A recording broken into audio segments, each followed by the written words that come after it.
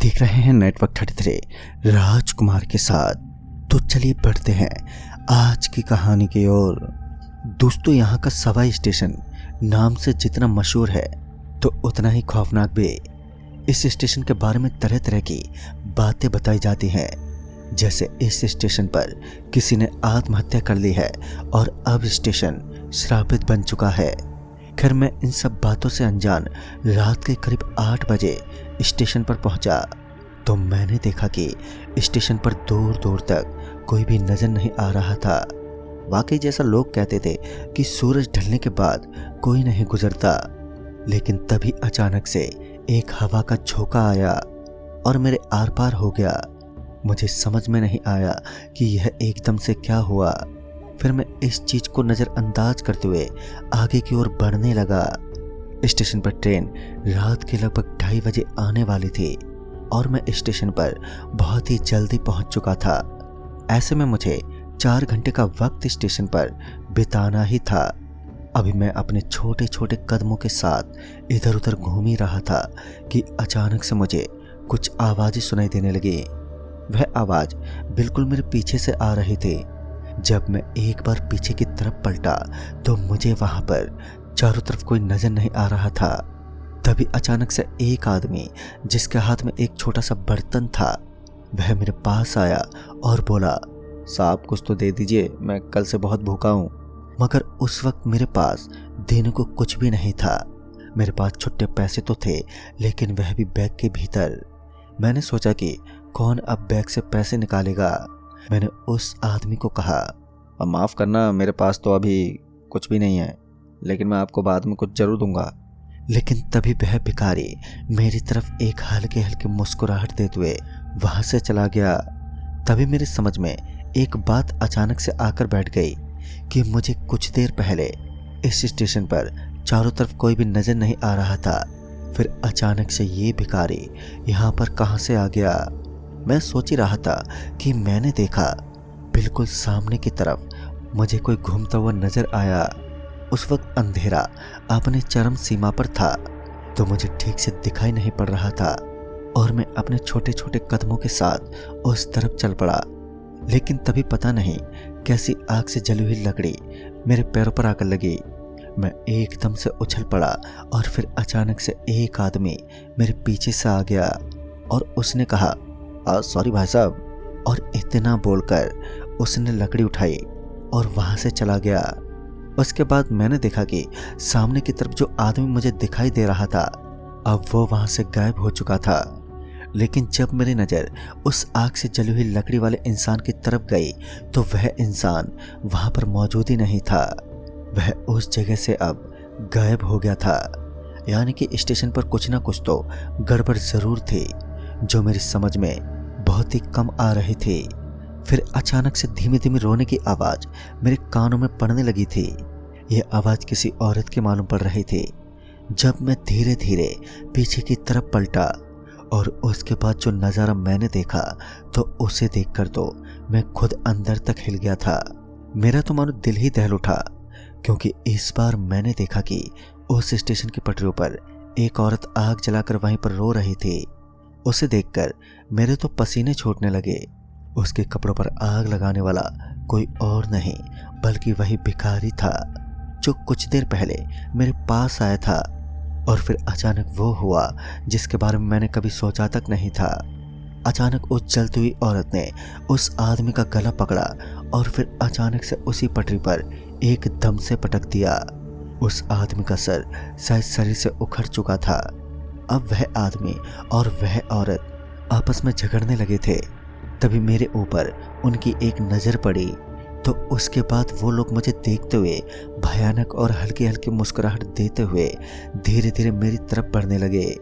मैं ये बात अच्छे तरीके से जानता था कि यह इंसान नहीं हो सकते। फिर मैं वहाँ से आगे बढ़ने की कोशिश करने लगा, लेकिन मुझे ऐसा लग रहा था मेरे पैर वहीं जम गए हों। मैं वहाँ से बिल्कुल भी हिल ही नहीं पा रहा था। फिर अचानक से मुझे अपने चारों तरफ एक अजीब सी गर्माहट का अनुभव हो रहा था। इसका मतलब वह जली हुई औरत मेरे करीब पहुंच चुकी थी, मेरे करीब आ पहुंची थी। जब मेरी नज़र मेरे आसपास पड़ी तो मैंने देखा कि वह चलती हुई औरत बिल्कुल मेरे पीछे खड़ी थी। मेरे दांत आपस में ही टकराने लगे थे क्योंकि अब मैं एक भयानक खौफ के मंजर में डूब चुका था। उसका जला हुआ चेहरा मेरे अंदर के डर को अब लगातार बढ़ाता जा रहा था। उसके बाद वह आदमी जो कि बिल्कुल मेरे सामने ही था, उसने मुझे कहा, भाग जाओ यहाँ से, वरना ये तुम्हें भी जिंदा नहीं छोड़ेगी। ये पिशाचनी सबको खत्म कर देती है। लेकिन आखिर कैसे, मैं तो वहां से हिलने में भी नाकामयाब था। तो फिर मैं कैसे भाग जाता? लेकिन असल में मुझे उस समय ऐसा लगा जैसे नीचे से किसी ने मेरे पैर पकड़ रखे हों। उसके बाद जब मेरी एक नज़र मेरे पैरों पर पड़ी तो मैंने देखा कि एक बालों की चोटी से मेरे दोनों पैर जकड़े हुए थे, मगर वह मुझे गिराने में नाकामयाब लग रहे थे। एक बात तो बिल्कुल साफ थी कि यह बाल किसी और के नहीं थे, बल्कि उसी जली हुई औरत के थे जो कि मुझे मारने की फिराक में थे। फिर मैं खुद को छुड़ाने की कोशिश में था, लेकिन मैं कामयाब नहीं था क्योंकि उन बालों ने मुझे बहुत ही कस के जकड़ रखा था। फिर मुझे ऐसा लगने लगा जैसे वह बाल मेरे पैरों के अंदर दाखिल होने लगे हैं, मानो आज वह मेरे पैरों को चीर ही डालेंगे। मैं जोर जोर से चिल्लाने लगा कि कोई मेरी मदद कर सके। वहां पर दूर दूर तक पसरा हुआ सन्नाटे के अलावा कोई भी मौजूद नहीं था। लेकिन अचानक वह भिखारी मुझे फिर से दिखाई दिया और एक मुस्कुराहट मुझे फिर से देने लगा। अब की बार उसका पूरा हुलिया बदल चुका था। उसकी आंखें अब लाल हो चुकी थी और फिर बाहर एकदम से हवा में धुआं हो गया। लेकिन वह औरत अभी भी मेरे पीछे पड़ी थी। अभी वह जले हुए बाल मेरे पैरों के अंदर घुसने ही वाले थे कि तभी अचानक से उस भिखारी ने मुझे एकदम से पकड़ लिया और उसके साथ ही वह बाल भी गायब हो गए। लेकिन खतरा तो खतरा था। अब उस भिखारी ने मुझे इतनी जोर से जकड़ लिया कि मैं हिलने में भी कामयाब नहीं था। और फिर मैं किसी जोर के धक्के से थोड़ा ऊंचा उठकर फर्श पर गिर पड़ा। मेरी आंखें अब बंद हो गई थी और फिर तभी मैंने देखा कि कोई अपने धीमे धीमे कदमों के साथ मेरी तरफ बढ़ रहा है। जब मेरी नज़र उसके ऊपर पड़ी तो मैंने देखा कि ये तो वही औरत है जो कि पटरियों पर चल रही थी। और फिर वह मेरे ऊपर झपट पड़ी। उसने अपने बड़े बड़े नाखूनों की वजह से मेरे कपड़ों को फाड़ दिया। अचानक से मेरी आंख खुल गई तो फिर मैंने देखा कि दरअसल यह मेरा एक बुरा सपना था। जब मेरी आंखें खुली तो मैं उस जगह पर नहीं था जिस जगह पर मैं बेहोश हुआ था। अब मैं एक ऐसी जगह पर था जहां पर स्टेशन का एक बेंच लगा हुआ था। उस वक्त चारों तरफ कोई भी नजर नहीं आ रहा था, यानी कि वह आग से जली हुई औरत वहां से जा चुकी थी। शायद ये मेरा सोचना बिल्कुल गलत था, क्योंकि इस बार मैंने देखा कि मेरी बिल्कुल सामने एक गोल गोल चीज बार बार चारों तरफ घूम रही थी, मगर वह भी आग से जली हुई थी। अचानक से मुझे ऐसा लगा कि कोई गीली गीली चीज मेरे कंधे पर गिर रही है। जब मैंने मेरे कंधे पर एक नजर डाली तो मेरे मुंह से चीख ही निकल गई। ऊपर से खून टपक रहा था। जैसे ही मैंने ऊपर नजर लगाई तो मैंने देखा कि ऊपर उसी भिखारी की लाश फंदे से झूल रही थी। उसके बाद अचानक से उस आदमी ने अपनी आंखें खोल दी और उसके साथ ही मैं भी पीछे खिसकते हुए नीचे जमीन पर जा गिरा। तभी उसने कहा, क्या हुआ, डर गए? मगर अभी तो शुरुआत है। इतना बोलने के बाद वह आवाज आनी एक बार फिर से बंद हो गई। यह आवाज किसी और की नहीं लग रही थी, बल्कि उसी औरत की थी जो कि काफी देर पहले ही मेरे पीछे पड़ी हुई थी। कुछ समय के लिए सब एक बार शांत हुआ, लेकिन कुछ ही देर बाद मेरी आंखों के सामने वही खौफनाक नजारा दोबारा आ गया। मैंने देखा कि वहां पर एक औरत नहीं बल्कि कई सारी औरतें वहां पर बैठी हुई हैं और अपनी आंखों से आंसू बहा रही थी, यानी कि वो लगातार रो रही थी। फिर उन्हें देखने के बाद मुझे कुछ समझ में नहीं आया कि आखिर ये ऐसा क्यों कर रही हैं। लेकिन उसके बाद जो नज़ारा मैंने देखा तो उसे देखकर मुझे पता चल गया। दरअसल कुछ देर के बाद सभी औरतें अपने आप ही एक हो गईं, यानी कि जो सारी औरतें बैठी हुई थी अचानक से वह अब एक औरत बन चुकी थी। उसके बाद अचानक से उस औरत का घूंघट धीरे धीरे उसके मुंह से उतरने लगा था और फिर उसका चेहरा मेरी आंखों के सामने मुझे नजर आया मानो मैंने अपनी जिंदगी में मरने से पहले ही नरक का दृश्य देख लिया हो, क्योंकि मैंने देखा कि पहले तो उसकी गर्दन टूटी हुई जो नीचे लटक रही थी। खैर अब मैं दबे पांव वहां से निकलने की कोशिश में था, लेकिन अचानक से मुझे वही आदमी बिल्कुल मेरे सामने खड़ा हुआ दिखा। एक बात जो बार बार मेरे दिमाग में घूम रही थी कि आखिर वह भिखारी कौन था जो कि सबसे पहले मुझे उस जगह पर दिखाई दिया था, और उसने भी एक अलग रूप ले लिया था। मैं यहाँ से निकलने की फिराक में था, लेकिन तभी एक आवाज जिसने मुझे एकदम से रोक दिया। अभी तो मौत के मुंह में जाना है, जिंदगी थोड़ी ना बचानी है तुम्हारी। वह आवाज मुझे जानी पहचानी लग रही थी, और उसके बाद जब मैं पीछे मुड़ा तो मैंने देखा कि अब उस औरत ने एक बुढ़िया का रूप ले लिया था। उसका पूरा शरीर पीछे की तरफ मुड़ा हुआ था, मगर उसका मुंह जो कि मेरी तरफ था, और अब धीरे धीरे उसका शरीर छोटा होने लगा। उसके बाद उसने अपने बड़े बड़े दांत बाहर निकाले जो कि शायद अब मेरा शिकार करने वाले थे। उस औरत का इतना भयानक रूप देखकर मैं पीछे मुड़ा। जब मैं पीछे की तरफ जाना चाहता था तो मैंने देखा कि मेरे बिल्कुल पीछे की तरफ वही आदमी खड़ा है। अब मेरे दोनों तरफ से खतरा बढ़ चुका था। एक बात जो मैंने बार बार नोट की थी वो ये थी कि वह आदमी मुझे कभी भी नुकसान नहीं पहुंचाता। वह औरत मुझे मारने की फिराक में थी।